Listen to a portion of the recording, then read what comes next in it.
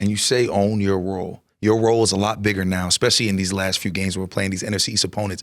What do you feel your role is, and how do you own it? Like, if a young player comes to you and says, what's your role? Teach me what that means when coach tells me to own it. What would you say? I think there's two parts to that, right? Understanding what what you're trying to accomplish in the call, right? So if the call requires you to drop into coverage, okay, how can I own my role in coverage, right? So that's knowing where I need to be in certain fronts or against certain looks and owning that space, right? So if you're dropping strong hook, you know it's 10 to 12 plus one of the hash. That doesn't change. You know what I mean? So let me be demonstrative in how I perform that task, right? And doing it with urgency. I think that's another thing. You know what I mean? Because, players are going to mess up. Coaches are going to mess up. That happens in football, man. Ain't nobody perfect.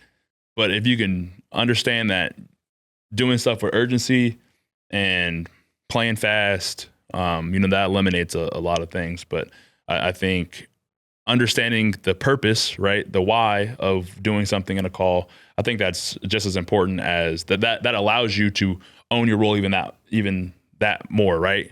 As a teammate or as a player, you want to care. Like I Temple's ingrained into me. We had a player mantra, you know what I mean? And one of the sayings was like, I will care for my teammates. Yeah. Right. And caring for your teammates to me is, okay, this opportunity for whether it be McGee or Oos or Bobby or Quan or Mike, you know what I mean?